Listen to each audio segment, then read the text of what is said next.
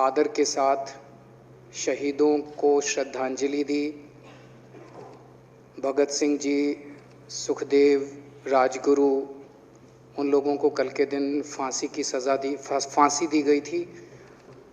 उन्होंने देश को आज़ाद कराने के लिए सबसे बड़ी शहादत दी।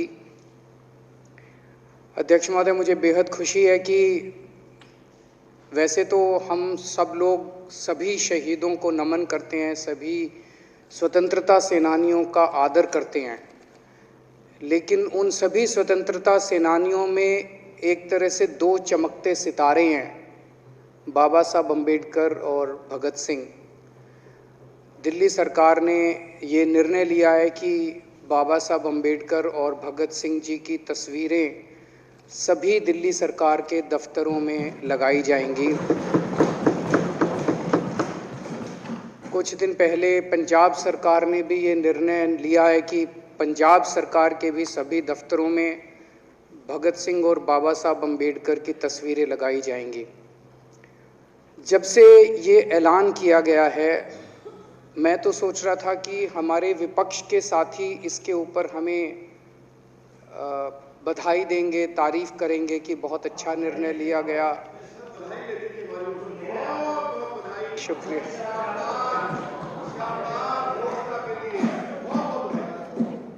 लेकिन जब से ये ऐलान किया है कि इतना, यहाँ तो कहने के लिए कह दिया, बाहर एक मिनट मेरे को पूरा, हमें इतना क्रिटिसाइज किया जा रहा है। बीजेपी वाले कह रहे हैं कि बाबा साहब अम्बेडकर और भगत सिंह की क्यों लगाई, सावरकर की क्यों नहीं लगाई, हेडगेवार की क्यों नहीं लगाई। तो मैं कह रहा हूँ भाई, सावरकर की और हेडगेवार की तुम लगा लो। अब देखो, जो बोल रहे थे उसमें तो किसी ने टिप्पणी नहीं की। मैंने कहा भाई सावरकर की बोल रहे हैं, सावरकर की और हेडगेवार की तुम लगा लो, हम बाबा साहब अम्बेडकर की और भगत सिंह की लगा लेते हैं। कांग्रेस वाले चिल्ला रहे हैं इंदिरा गांधी की क्यों नहीं लगाई, राजीव गांधी की क्यों नहीं लगाई, सोनिया गांधी की क्यों नहीं लगाई।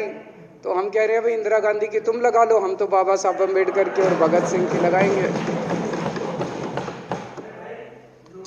अध्यक्ष महोदय, मेरे को पता नहीं था ये लोग बाबा साहब अम्बेडकर और भगत सिंह से ऐसी नफरत क्यों करते हैं सारे प्रतिपक्ष के लोग। मैं आपको बताता हूं क्यों करते हैं, और खासकर बीजेपी वाले बाबा साहब अम्बेडकर से इतनी नफरत क्यों करते हैं, मैं बताता हूं आपको। बाबा साहब अम्बेडकर ने संविधान बनाया, मैं बता देता हूं आपको, आप भी सेटिस्फाई हो जाओगे।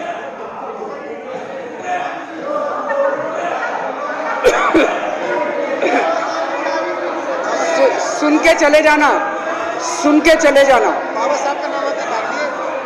बाबा साहब का नाम सुनते ही वॉकआउट कर गए।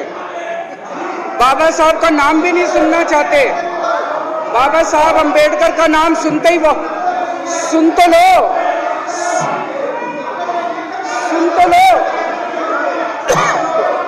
तो तमाशा, और ये सब कुछ जो इन्होंने बोला वो सच बोला। सुन तो लो।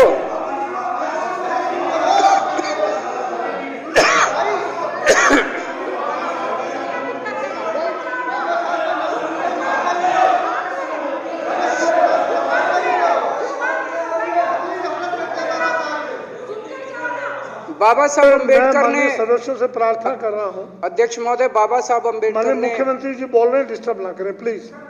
नहीं, ये कोई तरीका। सत्य कौन बोल रहा था? सत्य क्या बिजुली जी ने बोला? सब आप बैठ जाइए। अब बाबा साहब अम्बेडकर ने देश का संविधान बनाया। संविधान में लिखा उन्होंने कि भारत के अंदर जनतंत्र होगा। इस जनतंत्र के अंदर चुनाव होंगे। चुनाव में जनता वोट डालेगी। वोट डाल के जनता अपनी सरकार चुनेगी। वो सरकार लोगों के सपनों को पूरा करने के लिए काम करेगी। बीजेपी को ये पसंद नहीं है। बीजेपी नहीं चाहती चुनाव हो। बीजेपी चाहती है कि चुनाव खत्म हो जाए। चुनाव होने ही नहीं चाहिए। चुनाव गंदी बात है इनके हिसाब से। चुनाव गलत बात है इनके हिसाब से। एमसीडी के अंदर 15 साल इन्होंने जम के लूटा। लूटने के सारे दुनिया के रिकॉर्ड तोड़ दिए। गिनीज बुक वालों की मीटिंग चल रही है कि भारतीय जनता पार्टी का नाम आने वाला है गिनीज बुक के अंदर, एनसीडी का और बीजेपी वालों का। शानदार इन्होंने परफॉर्मेंस किया है। 15 साल के अंदर इन्होंने लूटने में कोई कसर नहीं छोड़ी। लूटने के बाद जब जनता में त्राही त्राही मच गई, लोग दुखी हो गए 15 साल के इनके शासन के बाद, और जनता ने मन बना लिया कि इस बार इनको मजा चखाएंगे और गुस्सा जाहिर करेंगे। चुनाव आयोग ने ऐलान कर दिया कि हम आज शाम को 5 बजे 9 तारीख को 9 मार्च को शाम को 5 बजे आज चुनाव की डेट्स की घोषणा की जाएगी। 4 तारीख को प्रधानमंत्री के दफ्तर से फोन जाता है, चिट्ठी जाती है चुनाव कमिश्नर को, चुनाव रद्द कर दो। पूरी दुनिया के अंदर आज तक ऐसा नहीं होगा कि प्रधानमंत्री सीधे सीधे चुनाव कमिश्नर को फोन करके और चिट्ठी लिख के कहते हैं कि चुनाव रद्द कर दो। इसलिए ये नफरत करते हैं बाबा साहब अम्बेडकर से। ये कहते हैं बाबा साहब अम्बेडकर नहीं होता तो जनतंत्र नहीं होता इस देश के अंदर। कल एक बीजेपी का बड़ा नेता मिला, बोला जी मैंने तो अपने बीजेपी के बड़े नेताओं को बोल दिया ये चुनाव का चक्कर छोड़ो, एमसीडी में भी एनडीएमसी जैसा कर दो। मैंने कहा इसका क्या मतलब? वो बोले जैसे एनडीएमसी में चुनाव ही नहीं होते, एनडीएमसी में केंद्र सरकार नॉमिनेट कर देती है, बोले जी एमसीडी में भी यही हो जाना चाहिए। अध्यक्ष महोदय, इनका बस चले ना इस देश के अंदर सारे राज्यों में और देश में चुनाव कराना बंद कर दें। इसलिए ये नफरत करते हैं, इसलिए बाबा साहब अम्बेडकर से नफरत करते हैं ये लोग। बाबा साहब अम्बेडकर चुनाव की प्रक्रिया रख के गए थे, इनका बस चले तो ये चुनाव कराना बंद कर दे। कह रहे हैं हम तीनों एमसीडी को यूनिफाई करना चाहते हैं। अरे 7 साल थे तुम्हारे पास, सो रहे थे क्या 7 साल से? कहां थे तुम लोग 7 साल से? क्यों नहीं तुम लोगों ने क्यों नहीं तुम लोग यूनिफाई करने के लिए पैसे चाहिए? क्यों नहीं तुम लोगों ने यूनिफाई किया 7 साल से? चुनाव के 1 घंटे पहले तुम लोग चिट्ठी लिख रहे हो, अब सो के जागे हो कि अब यूनिफाई करोगे। तो यूनिफाई नहीं करना, चुनाव टालने हैं, क्योंकि हार रहे हैं। मेरी हाथ जोड़ के विनती है, हार जीत लगी रहती है, कभी ये पार्टी हारती है, कभी वो पार्टी हारती है, कभी आज बीजेपी हारती है, कभी आम आदमी पार्टी भी हारती है, कभी कांग्रेस हारती है। देश बड़ा है, देश की सोचो। आज आम आदमी पार्टी है, कल आम आदमी पार्टी हो सकता ना हो। आज बीजेपी है, कल बीजेपी हो ना हो। आज केजरीवाल है, कल केजरीवाल नहीं होगा। आज मोदी जी हैं, कल मोदी जी नहीं होंगे। कोई बड़ा नहीं है, देश बड़ा है, मुल्क बड़ा है, कौम बड़ी है, समाज बड़ा है। देश को नहीं झुकने देना, देश को नहीं टूटने देना, देश को नहीं किसी भी हालत में देश पे आंच नहीं आनी चाहिए। ये लोग देश के साथ खिलवाड़ कर रहे हैं, ये लोग संविधान के साथ खिलवाड़ कह रहे हैं। हम यूनिफाई करना चाहते हैं। इन्होंने एक चिट्ठी लिख दी चुनाव आयोग को कि हम तीनों एमसीडी को यूनिफाई कर रहे हैं, इसलिए चुनाव टाल दो। चुनाव आयोग ने चुनाव टाल दिया। कल को दिसंबर में गुजरात के चुनाव हो रहे हैं। अब जनता कह रही है ये गुजरात हारेंगे। अब अगर ये गुजरात हारेंगे तो ये 10 दिन पहले चिट्ठी लिख देंगे चुनाव आयोग को कि भाई हम गुजरात को और महाराष्ट्र को एक कर रहे हैं, इसलिए गुजरात के चुनाव टाल दो। गुजरात के चुनाव टल जाएंगे। अगली बार ये लोकसभा हारेंगे, चिट्ठी लिख देंगे जी ये पार्लियामेंट्री फॉर्म ऑफ सिस्टम बड़ा खराब है, हम प्रेसिडेंशियल फॉर्म ऑफ सिस्टम ला रहे हैं, संविधान बदल रहे हैं, चुनाव टाल दो। चुनाव टल जाएंगे। ये क्या मजाक बना रखा है इन्होंने, नौटंकी कर रखी है इन्होंने। भारत जनतंत्र है, देश ये बर्दाश्त नहीं करने वाला जो इन्होंने नौटंकी कर रखी है। कहते हैं हम दुनिया की सबसे बड़ी पार्टी हैं, हम तो जी दुनिया की सबसे छोटी पार्टी हैं। फिर भी डर गए तुम लोग।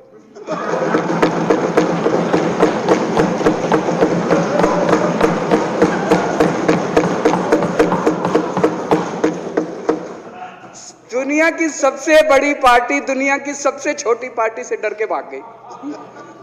क्या कायर हो यार। हिम्मत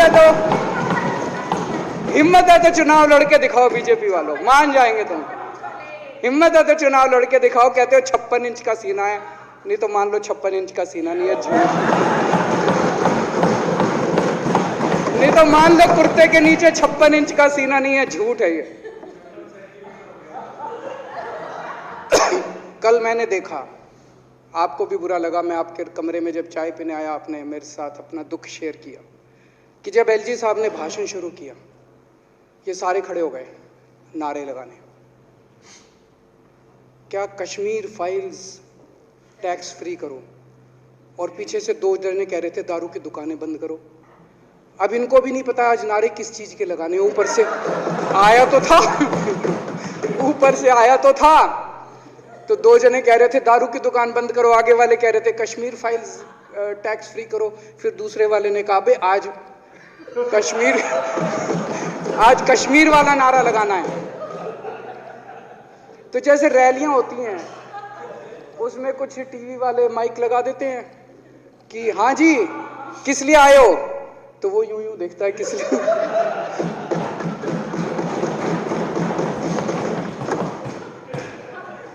क्या हाल बना दिया इनका। इसलिए थोड़ी राजनीति में आए थे, इसलिए थोड़ी राजनीति में आए थे। एक पिक्चर आई थी बंटी और बबली,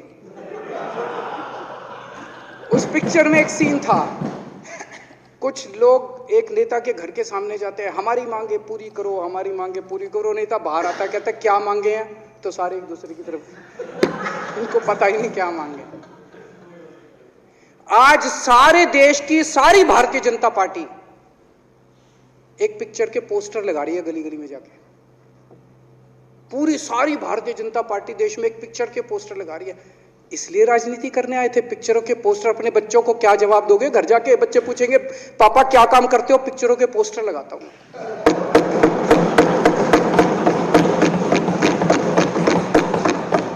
8 साल केंद्र सरकार चलाने के बाद अगर किसी देश के प्रधानमंत्री को विवेक अग्निहोत्री के चरणों में शरण लेनी पड़े तो इसका मतलब उस प्रधानमंत्री ने 8 साल में कोई काम नहीं किया, 8 साल खराब कर दिए। बताओ, विवेक अग्निहोत्री के चरणों में उनको शरण लेनी पड़ रही है, बचा लो बचा लो बचा लो। अगर किसी प्रधानमंत्री को कह रहे कश्मीर फाइल्स टैक्स फ्री करो, अरे यूट्यूब पे डाल दो, फ्री हो जाएगी। टैक्स फ्री क्यों करा रहे हो? इतना ही तुमको शौक है, विवेक अग्निहोत्री को बोलो यूट्यूब पे डाल देगा, सारी पिक्चर फ्री है, सारे जने देख लेंगे एक ही दिन के अंदर। टैक्स फ्री की क्या जरूरत है? यूट्यूब पे क्यों नहीं डाल? कल एक मैंने अखबार में पढ़ा, हरियाणा के अंदर एक भारतीय जनता पार्टी का ही एक एमएलए था, उसने कहा आज मैं पार्क के अंदर इसकी फ्री स्क्रीनिंग करूंगा। तुरंत विवेक अग्निहोत्री का ट्वीट आया खट्टर साहब के, खट्टर साहब देखो ये फ्री में कर रहा है, इसको बोलो टिकट लेके करेगा। भाई साहब, कश्मीरी पंडितों के नाम पे कुछ लोग करोड़ों रुपए कमा रहे हैं और तुम लोगों को पोस्टर लगाने का काम दे दिया। आंखें खोलो, क्या कर रहे हो तुम लोग? वो करोड़ों कमा गया, कश्मीरी पंडितों के नाम पे करोड़ों कमा गया और तुम लोग पोस्टर लगाते रह गए। क्या हाल बना दिया तुम लोगों का यार, आंखें खोलो तुम लोग।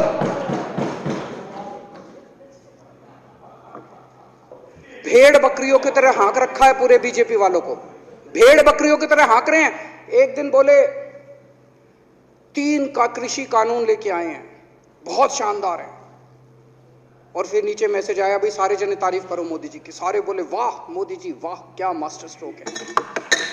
और मेरे को याद है इसी सदन के अंदर इन लोगों ने उन 3 कानूनों की खूब तारीफ की थी, बोले क्या मास्टर स्ट्रोक है और क्या शानदार कानून लेके आए। 1 साल के बाद फिर आया भाई 3 कानून वापस ले लिए, बोलो फिर तारीफ करो मोदी जी की, भाई कानून बेकार थे मोदी जी। क्या इसी सदन के अंदर इन लोगों ने इतनी बेशर्मी, दिमाग पे ताला लगा रखा, इन्होंने कहा वाह मोदी जी वाह, क्या 3 कानून खराब थे आपने वापस ले लिया, देश को बचा लिया। क्या मास्टर स्ट्रोक, ये क्या हाल बना दिया आप लोगों का यार। फिर थोड़े दिन बाद बोले भाई दारू की दुकानों के खिलाफ करो, फिर सारे जने दारू की दुकान बंद करो, अब दारू ठीक हो गई दिल्ली में? आजकल तो शोर नहीं करते तुम लोग। अब कश्मीर फाइल आ गई, पहले कृषि कानून, रोज काम दे रखा है तुमको, कुछ ना कुछ ऊपर से आ जाता है, काम दे रखा है। अब दारू की दुकानें।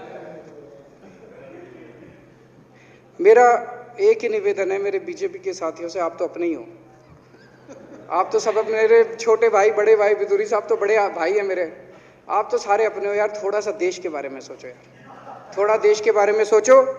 हिटलर भी जो था वो कम से कम अपने चमचों को नौकरी देता था, रोजगार देता था। इतिहास उठा के पढ़ो, उसने रोजगार तो दिया था, इन्होंने क्या दिया आपको? आपके बच्चों को नौकरी दी? आपके घर में कोई खाने पीने का इंतजाम करा? आपकी बिजली का इंतजाम करा? केजरीवाल काम आता है आपके? आपके भी घर की बिजली फ्री कर रखी है। दिल्ली के 12 लाख बच्चों को नौकरी दी है मैंने, स्कूल ठीक कर दिए, अस्पताल ठीक कर दिए। आपके घर में कोई बीमार हो, केजरीवाल दवाई पहुंचाता है, मोदी दवाई नहीं पहुंचाता। केजरीवाल काम आया।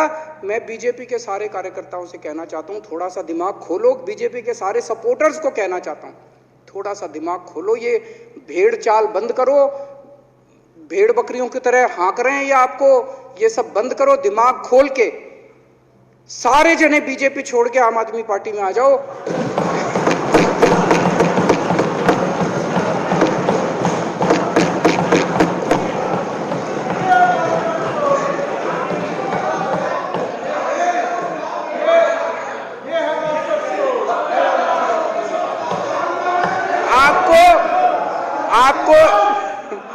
आपको इज्जत मिलेगी, सम्मान मिलेगा।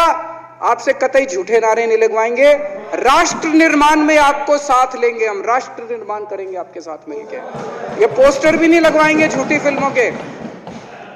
और जो भी करना हो, कम से कम यार ये पिक्चर का प्रमोशन करना तो बंद करो। ये गंदे लगते हो तुम लोग, अच्छी शोभा नहीं देता आप लोगों को। यार आप अच्छे आदमी हो, कुछ करने आए थे राजनीति में, कहां पिक्चर के पोस्टर और प्रमोशन करने में लगा दिया। कल एलजी साहब की स्पीच पूरे देश ने सुनी। एलजी साहब को एक तरह से केंद्र सरकार का नुमाइंदा माना जाता है। एलजी साहब ने भी हमारी सरकार की कितनी तारीफ करी। 50% जीडीपी 5 साल के अंदर बढ़ गया। भारत में आज तक कभी किसी राज्य का नहीं बढ़ा। इतने शानदार काम दिल्ली सरकार ने किए हैं कि केंद्र सरकार द्वारा नियुक्त एलजी साहब ने भी दूसरी सरकार की, आम आदमी पार्टी की सरकार की भूरी भूरी शब्दों में तारीफ की।